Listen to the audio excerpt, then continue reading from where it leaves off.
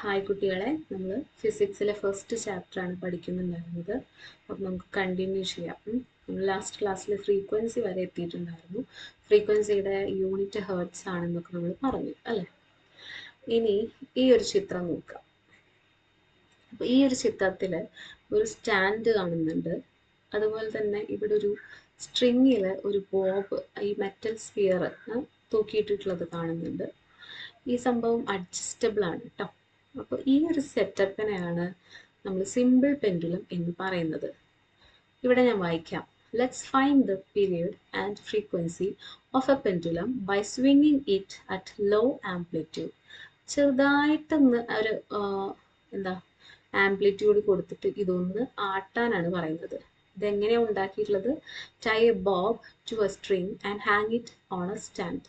ഒരു ബോബ് എടുക്കുക. ബോബ് എന്ന് പറയുന്നതാണ് കേട്ടോ, ഈ മെറ്റൽ സ്ഫിയറിന് പറയുന്ന പേരാണ് ബോബ്. ഒരു ബോബ് എടുത്തിട്ട് ഒരു സ്ട്രിങ്ങിൽ അത് ടൈ ചെയ്യുക, കെട്ടിക്കൊടുക്കുക. And hang it on a stand. അതൊരു സ്റ്റാൻഡിൽ തൂക്കിയിടുക. അങ്ങനെ വരുമ്പോൾ ഇതിന് പറയുന്ന പേരാണ് simple pendulum. This system is called simple pendulum. Okay. Complete table 1.1 by doing an experiment using simple pendulum, meter scale and stopwatch. അപ്പോൾ നമുക്കൊരു എക്സ്പെരിമെൻറ്റ് ചെയ്യാനുണ്ട്. ആ ഒരു എക്സ്പെരിമെൻറ്റിൽ ഇങ്ങനെ ഒരു സെറ്റപ്പ് വേണം. സിമ്പിൾ പെൻഡുലം വേണം, മീറ്റർ സ്കെയിൽ വേണം, and stop watch. Stop watch എന്തിനായിരിക്കും? ഓഫ് കോഴ്സ് ടൈം നോക്കാനായിരിക്കും അല്ലേ. അപ്പോൾ ഈ ഒരു എക്സ്പെരിമെൻറ്റ് എന്താണ് ചെയ്യാൻ പോകുന്നതെന്നും എന്താണ് അതിൻ്റെ റിസൾട്ടായിട്ട് നമുക്ക് കിട്ടുക എന്നുമാണ് ഞാൻ പറഞ്ഞു തരാൻ പോകുന്നത്. അതല്ലാതെ ഇതിലത്തെ കൃത്യം നമ്പേഴ്സ് ഒന്നും ഞാൻ പറഞ്ഞ് ഈ ഒരു ടേബിൾ പൂരിപ്പിക്കുന്നില്ല കേട്ടോ. ഇത് നിങ്ങൾ സ്കൂളിൽ ചെയ്യേണ്ട ഒരു എക്സ്പെരിമെൻ്റ് ആണ്. ഒരു പക്ഷേ ചെയ്യാം, ചെയ്യാതിരിക്കാം, എങ്ങനെ ആയാലും കുഴപ്പമൊന്നുമില്ല. ഞാൻ എന്തായാലും ഇതിൻ്റെ റിസൾട്ട് എന്താണ് എന്നത് പറഞ്ഞു തരാം. ഇവിടെ നോക്കുക, നമുക്കിവിടെ പല പല ലെങ്ത്തുകൾ കൊടുത്തിട്ടുണ്ടല്ലേ. 25, 60, 100. ഇതൊക്കെ സെൻറ്റിമീറ്റേഴ്സിലാണ് കേട്ടോ. അപ്പോൾ എന്താണ് ആദ്യം നമ്മളുടെ ഈ ഒരു സ്ട്രിങ്ങിൻ്റെ നീളം എത്ര സെറ്റ് ചെയ്യണം? 25 സെൻറ്റിമീറ്റർ എടുക്കുക.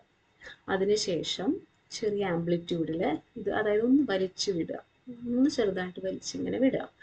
അത് കഴിഞ്ഞിട്ട് ഈ ടേബിളിൽ എന്താ എഴുതിയിട്ടുള്ളത്? ടൈം ടേക്കൺ ഫോർ 10 ഓസിലേഷൻ ആണ് വേണ്ടത്. അതായത് 10 ഓസിലേഷൻ കംപ്ലീറ്റ് ആവാൻ എത്ര ടൈം എടുക്കുന്നു എന്നതാണ് നമുക്ക് ഈ ഒരു ടേബിളിൽ എഴുതേണ്ടത്. അപ്പോൾ എന്താണ്, നമ്മളിതിങ്ങനെ ആട്ടില്ലേ, അതായത് നമ്മളിതിങ്ങനെ വലിച്ചു പിടിച്ചിട്ട് വിടില്ലേ. അപ്പോൾ നമ്മൾ എന്ത് ചെയ്യണം? ആ വിടുന്ന ടൈമിൽ സ്റ്റോപ്പ് വാച്ച് ഓൺ ആക്കുക. എന്നിട്ട് 10 ഓസിലേഷൻസ് കൗണ്ട് ചെയ്യുക. 10 ആവുമ്പോൾ കൃത്യം സ്റ്റോപ്പ് വാച്ച് ഓഫ് ചെയ്യുക. അപ്പോൾ നമുക്ക് 10 ഓസിലേഷൻസിന് എത്ര ടൈം എടുത്തു എന്നത് കണ്ടുപിടിക്കാൻ പറ്റും. ഓക്കെ ആണോ? അപ്പോൾ അതാണ് ഇവിടെ എഴുതേണ്ടത്. അതിനുശേഷം നമുക്ക് ടൈം പീരീഡും ഫ്രീക്വൻസിയും എഴുതണം. ഓക്കെ. അപ്പോൾ ടൈം പീരീഡിന് ഒരു ഇക്വേഷൻ തന്നിട്ടുണ്ട്. എന്താണ്? Total time divided by number of oscillations. എത്ര ടൈം എടുത്തു അതാണ് നമ്മളിവിടെ കണ്ടുപിടിക്കുക അല്ലേ. നമ്പർ ഓഫ് ഓസിലേഷൻ എത്രയാണെന്ന് നമുക്കറിയാം. 10 ഓസിലേഷൻ്റെ ടൈമാണ് നമ്മൾ കണ്ടുപിടിക്കുന്നത്. അപ്പോൾ ആ ഒരു ഇക്വേഷനിൽ സബ്സ്റ്റിറ്റ്യൂട്ട് ചെയ്ത്, ഇപ്പോൾ ഫോർ എക്സാമ്പിൾ ഒരു 10 ഓസിലേഷന് ഏകദേശം ഒരു 10 സെക്കൻഡാണ് എടുത്തത് എന്ന് വിചാരിക്കുക. ഞാൻ ഏകദേശമാണ് പറയുന്നത്. This is not an exact value. ഒരു എക്സാക്ട് വാല്യൂ അല്ല ഇത്. 10 ഓസിലേഷന് 10 സെക്കൻഡാണ് എടുക്കുന്നതെങ്കിൽ ഇത് നമ്മൾ എങ്ങനെ എഴുതും? ടോട്ടൽ ടൈം 10 ആണ് അല്ലേ. അപ്പോൾ 10 divided by number of oscillation 10 തന്നെയാണ്. അപ്പോൾ 10/10 എത്ര? 10/10 1 സെക്കൻഡ്. ഇതാണ് ടൈം പീരീഡ് കിട്ടുന്നത്. ഇനി അടുത്ത കോളം നോക്കുക. അവിടെ എന്താണ് കണ്ടുപിടിക്കേണ്ടത്? ഫ്രീക്വൻസി ആണല്ലേ. ഫ്രീക്വൻസിയുടെ ഇക്വേഷൻ എന്താ തന്നിട്ടുള്ളത്? Number of oscillations divided by time അല്ലേ. അതായത് ഇവിടെ ടൈം ബൈ ഓസിലേഷൻ ആണ്, ഇവിടെ number of oscillation by time ആണ്. പീരീഡിൻ്റെ നേരെ റെസിപ്രോക്കൽ ആണ് ഫ്രീക്വൻസി അല്ലേ. അങ്ങനെയല്ലേ? നിങ്ങൾ നോക്കിയ ടോട്ടൽ പീരീഡ് എന്ന് പറയുന്നത് total time divided by number of oscillation. Frequency ആയപ്പോൾ ആ നമ്പർ ഓഫ് ഓസിലേഷൻ മുകളിലും ഇവിടെ ഉണ്ടായിരുന്ന ടോട്ടൽ ടൈം ഇവിടെ വന്നപ്പോൾ താഴെ വന്നു അല്ലേ. ഇതിൻ്റെ നേരെ റെസിപ്രോക്കലാണ് ഇത്. ഓക്കെ. അപ്പോൾ എന്താ ഇവിടെ വരിക? ഇവിടെ നമുക്ക് 10/10 തന്നെയാണ് വരിക. അപ്പോൾ ഇവിടെയും ആൻസർ 1 തന്നെയാണ് വരിക അല്ലേ. ഇനി അടുത്തത് എന്ത് ചെയ്യണം? ഇത് 25 സെൻറ്റിമീറ്റർ ആയിരുന്നു. ഇനി ഈ ലെങ്ത് കൂട്ടി 60 സെൻറ്റിമീറ്റർ ആക്കുക. മീറ്റർ സ്കെയിലിൽ മെഷർ ചെയ്യുക. എന്നിട്ട് ഇതേ എക്സ്പെരിമെൻറ്റ് വീണ്ടും ചെയ്യുക. ഒന്ന് വലിച്ചു പിടിച്ച് വിടുക. അപ്പോൾ 10 ഓസിലേഷൻ എത്ര ടൈം എടുത്തു എന്ന് നോക്കുക. മേ ബി 10 ഓസിലേഷൻ ടൈം കൂടി വരും. ഓക്കെ, 10 ഓസിലേഷൻ ആവശ്യമായിട്ടുള്ള ടൈം ഇവിടെ എന്താ ഉണ്ടാവുക എന്ന് വെച്ച് കഴിഞ്ഞാൽ 10 ഓസിലേഷൻ കംപ്ലീറ്റ് ചെയ്യാൻ ചിലപ്പോൾ ഒരു 12 സെക്കൻഡ് ഒക്കെ എടുത്തെന്ന് വരാം. This is not an exact value. ഞാൻ വീണ്ടും പറയുകയാണേ, നീളം കൂട്ടുമ്പോൾ ഓസിലേഷന് ഈ 10 ഓസിലേഷൻ എടുക്കാനുള്ള ടൈം കൂടി വരും കേട്ടോ. അപ്പോൾ ഈ നമ്മളിവിടെ എന്ത് എഴുതണ്ടേ? ടോട്ടൽ ടൈം 12 ഡിവൈഡഡ് ബൈ എന്താണ് നമ്പർ ഓഫ് ഓസിലേഷൻ നമ്മൾ എത്ര തന്നെ എടുക്കുന്നത്? 10 തന്നെ എടുക്കണം അല്ലേ? ഞാൻ മൗസ് വെച്ച് എഴുതുന്നതുകൊണ്ടാണ് കേട്ടോ ഇങ്ങനെ വരണേ. ഓക്കെ, അപ്പോൾ 12 ഡിവൈഡഡ് ബൈ 10 എന്താ വരിക? 1.2 വരും. ഓക്കെ, 1.2. അടുത്തത് ഇതിൻ്റെ നേരെ റെസിപ്രോക്കൽ 10/12 വരിക അല്ലേ? എത്ര ഓസിലേഷൻ്റെ നമ്മൾ നോക്കണേ? 10 ഓസിലേഷൻ്റെ. 10 ഓസിലേഷൻ എത്ര ടൈം എടുത്തു ഞാൻ പറഞ്ഞു? 12 സെക്കൻഡ് ഏകദേശം എടുത്തിട്ടുണ്ടാവാം. 12 ഒന്നും പോരാൻ തോന്നുന്നു എനിക്ക്. 10/12 ആണ്. അത് പോയിന്റ് ഇട്ടിട്ടൊരു വാല്യൂ ആയിരിക്കും എക്സാക്ട്. അതിപ്പോൾ ഞാൻ ചെയ്ത് നോക്കിയാലൊക്കെ അറിയുള്ളൂ. 0. സംതിങ് ആണ് വരിക. അപ്പോൾ ഇവിടെ എന്താ ഉണ്ടായത്? ടൈം പീരീഡ് കൂടി വരുന്നു, ഫ്രീക്വൻസി കുറഞ്ഞ് വരുന്നു. അത് നിങ്ങൾക്ക് ഇപ്പോൾ ഇതിൽ നിന്ന് മനസ്സിലായില്ലേ? 10 ഡിവൈഡഡ് ബൈ 12 എന്ന് പറയുന്നത് ഏകദേശം ഐ തിങ്ക് 0.8 മറ്റോ ആവാം. എനിക്ക് അങ്ങോട്ട് കറക്റ്റ് അറിയില്ല കേട്ടോ. 0.8 ആണെന്ന് അങ്ങോട്ട് വിചാരിക്കാം. 10/12 0.8 ഉണ്ടാവില്ല, 0.7 സംതിങ് ഒക്കെ ആയിരിക്കും.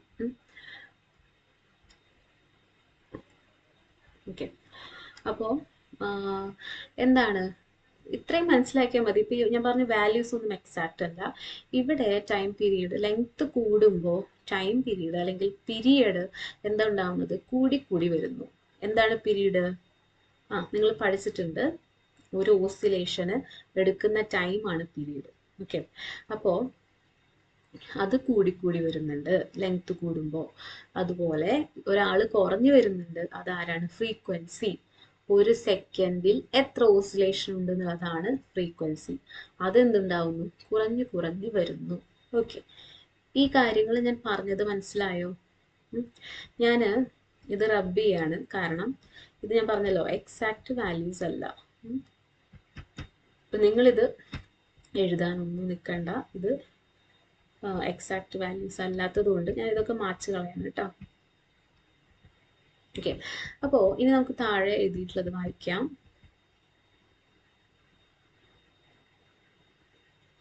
ഓക്കെ, താങ്ക്സ് ഫോർ വെയിറ്റിംഗ് കേട്ടോ. താഴെ എഴുതിയിട്ടുള്ളത് വായിക്കാം.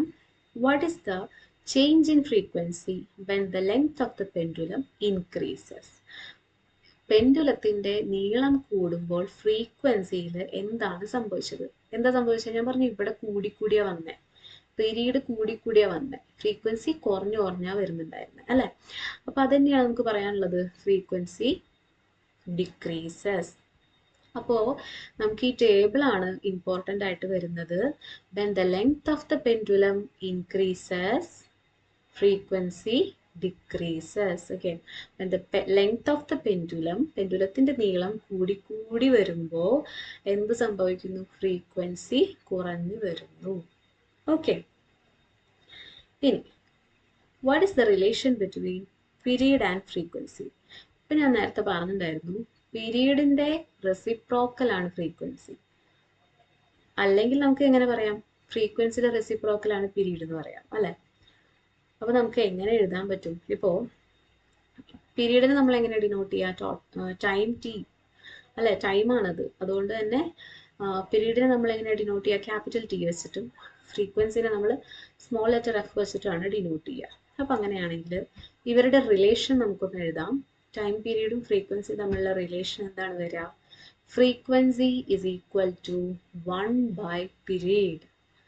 1 ബൈ പീരീഡ് അല്ലേ? റെസിപ്രോക്കൽ ആണ്, ഫ്രീക്വൻസിയുടെ റെസിപ്രോക്കൽ ആണ് പീരീഡ്, അല്ലെങ്കിൽ പീരീഡിന്റെ റെസിപ്രോക്കൽ ആണ് ഫ്രീക്വൻസി എന്ന് ഞാൻ നേരത്തെ പറഞ്ഞിട്ടുണ്ടായിരുന്നു ഇല്ലേ? അപ്പൊ നമുക്ക് എന്ത് എഴുതാം, അല്ല എന്ത് പറയാം, frequency F is equal to 1 by T. Okay, as the period increases, എന്താണ് പീരീഡ് എന്ന് പറയുമ്പോൾ 1 ബൈ ടി താഴെയാണ് കിടക്കുന്നത് അല്ലേ?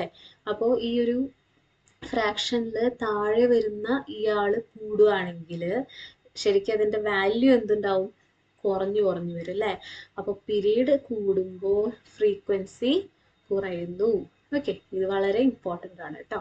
അപ്പോൾ ഇത്രയും കാര്യങ്ങളാണ് ഇന്നത്തെ ക്ലാസ്സിൽ ഞാൻ എടുക്കുന്നത്. ബാക്കി നമുക്ക് അടുത്ത ക്ലാസ്സിൽ എടുക്കാം കേട്ടോ. Thank you.